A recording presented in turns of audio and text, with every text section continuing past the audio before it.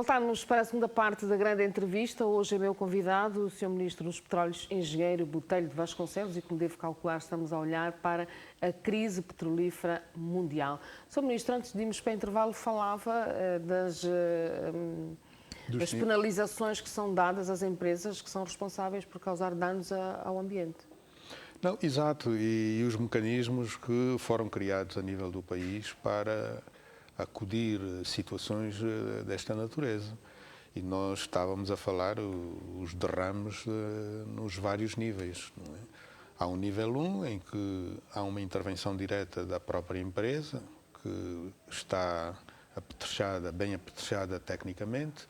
Há depois derrames do nível 2, em que existe o plano e que normalmente todas as empresas solidarizam-se para acudir em situações de derrames do nível 2. O nível 3, que felizmente nunca aconteceu aqui em Angola, quando estes meios... Costumamos estar em que nível? Não, nível 1, mais ou menos, nível 1. E o nível 3, normalmente existem instituições internacionais, através de convenções internacionais, em que, a nível dos continentes, os equipamentos estão estrategicamente localizados para serem movimentados em situação de grande crise, um derrame de grande natureza. Muito bem. Numa situação como essa que nós estamos a viver, Sr. Ministro, é natural que as empresas, as companhias, comecem efetivamente a pensar ou a despedir já pessoal, apesar de muitas delas dizerem que não estão na prática ainda a fazer. O Ministério dos Petróleos monitora também esta situação? Sim, nós temos equipas criadas internamente, para além do Ministério dos Petróleos, em situações desta natureza, há sempre a intervenção também do Ministério do Trabalho, não é? Me apetece. Mas nós temos tomado algumas atitudes proativas, algumas ações proativas junto das empresas.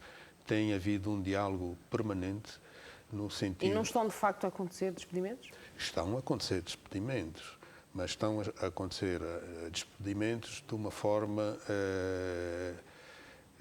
controlada. Uma forma controlada em que as empresas operadoras, estas... Como é que se despede de forma controlada? Não. Primeiro, é preciso que se cumpram o espírito, ou que se cumpra o espírito da lei laboral. É preciso que isso aconteça. Portanto, as pessoas são indemnizadas? Exato. E essas indemnizações, normalmente, elas são feitas acima daquilo que é previsto na lei laboral. O que tem acontecido é que algumas empresas de serviços, portanto, as prestadoras de serviços, as principais empresas operadoras, estas é que têm feito despedimentos. E o que é que tem acontecido? Como sabe, cada uma das empresas detém determinados técnicos, determinados especialistas, e que o Ministério tem trabalhado com duas organizações dessas empresas. Há, de facto, uma organização que ela é conhecida ou denominada ACEPA, que é a Associação dos Operadores, das Empresas Operadoras, e há a AECIPA. Com estas duas organizações tem havido um diálogo, porque às vezes os especialistas de uma determinada empresa, eles são despedidos, mas que as outras têm necessidade, e tem havido de facto alguma concertação na indústria no sentido de fazer o melhor aproveitamento dos técnicos. E tem havido muita vaga deixada por trabalhadores expatriados? Tem sido a política que eles têm vindo a utilizar. Pelo menos nós tivemos alguns encontros com os principais operadores, a Chevron, a BP, a Total, a Eni, no sentido de atenuarmos, no sentido de mitigarmos os efeitos que a situação atual tem provocado a nível Portanto, tem sido possível então fazer com que técnicos angolanos ocupem as vagas deixadas por estrangeiros? Isto de facto é um programa que tem vindo a ser cumprido já há algum tempo. Nós temos como instrumentos alguns, nós chamamos o contrato-programa, em que as companhias estabelecem estes contratos com o Ministério, no sentido de podermos fazer o acompanhamento desde o recrutamento, a formação, o desenvolvimento e das suas carreiras possam de facto ser acompanhados quer pelo Ministério, quer mesmo internamente também pelas companhias. E estes programas, contratos, eles são estabelecidos todos os anos.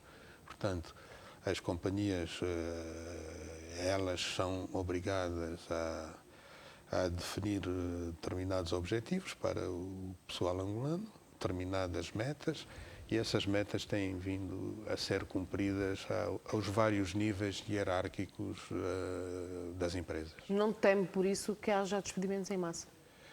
Nós temos controlado, por isso, e este diálogo permanente tem funcionado. Sr. Ministro, a queda dos lucros da Sonangol na ordem dos 45% é uma questão que preocupa o Ministério? É claro que... Mas existem razões, não é? As razões são mesmo a quebra do preço do petróleo.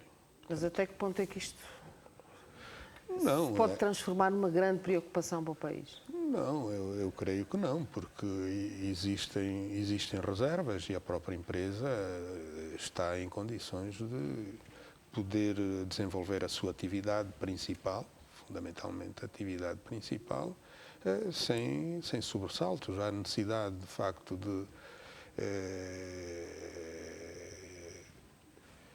desenvolver os mecanismos que já tem de gestão, sempre numa perspectiva de atingir a excelência, mas em situação de crise, claro que ela também tem que se adaptar à situação em que a indústria está a viver a nível internacional.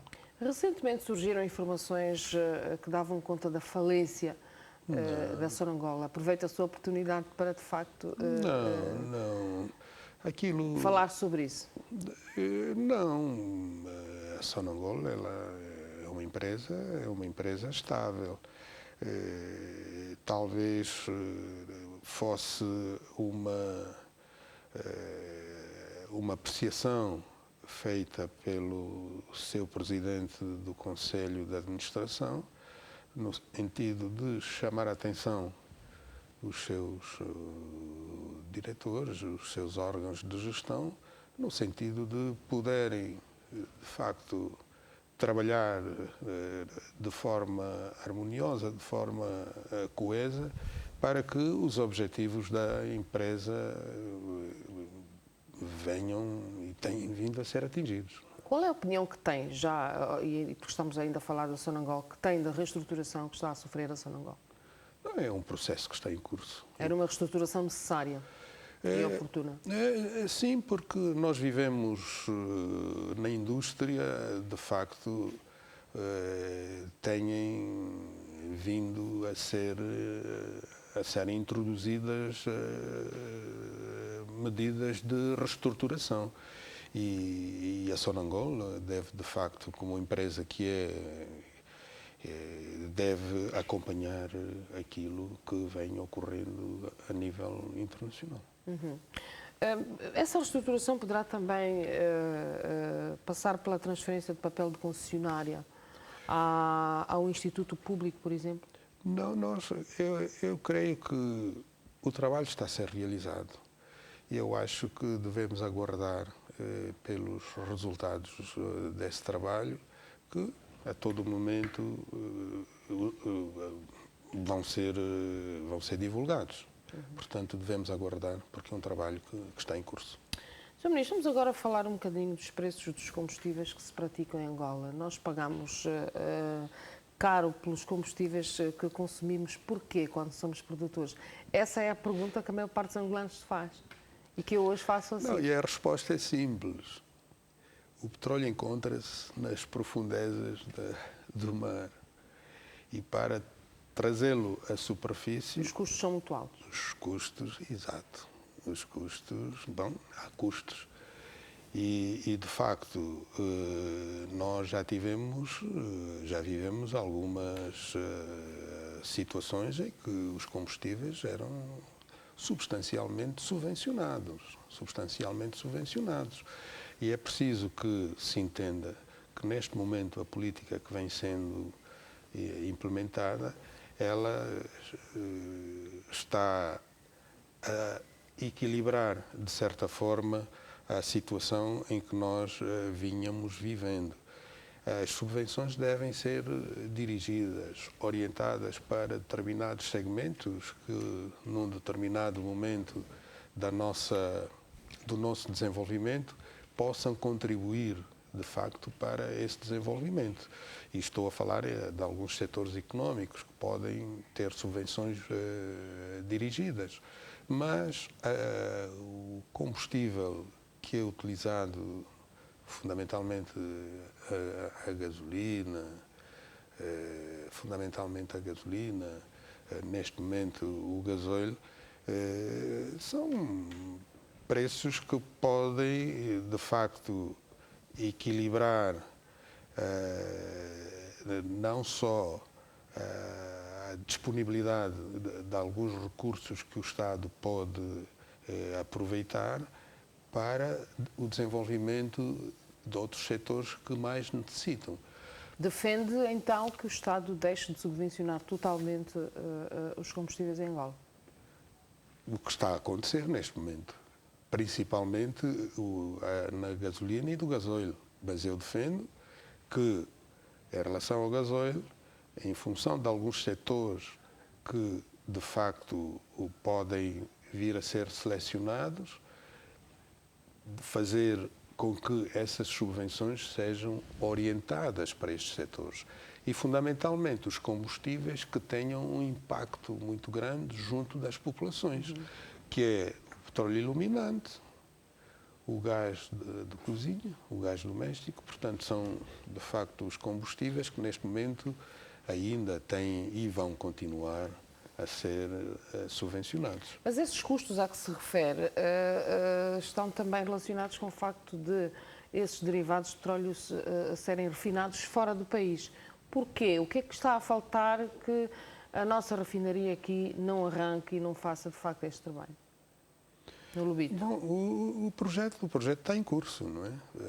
Finalmente, as infraestruturas, elas estão praticamente terminadas, estão praticamente concluídas. A Sonangol continua a trabalhar no sentido de poder, de facto, tornar realidade este projeto que... Mas não devia ser essa uma prioridade, olhando para as necessidades que o país tem em relação a isso? É uma prioridade, porque o país despende cerca de 5 mil milhões, o equivalente em dólares, para a aquisição de produtos importados. E neste momento o projeto está no seu curso e esperamos que, efetivamente, nos próximos anos, 2 a 3 anos, possamos ter a refinaria concluída. Isto tornaria o produto muito mais barato? Os combustíveis mais baratos? Poderia efetivamente, mas, como sabe, os combustíveis eles também estão muito relacionados com o preço do petróleo no mercado. Neste momento, como nós importamos uma grande parte dos nossos combustíveis, nós temos, e a preços do mercado internacional, esta medida que o Governo tomou vem, de certa forma, equilibrar aquilo que o Estado despendia relativamente à questão das subvenções. E estes recursos poderão ser utilizados no desenvolvimento da educação. educação, Então a da expectativa saúde. de que nos próximos 2 anos nós tenhamos já a refinaria a funcionar. Está-se a trabalhar nesse sentido.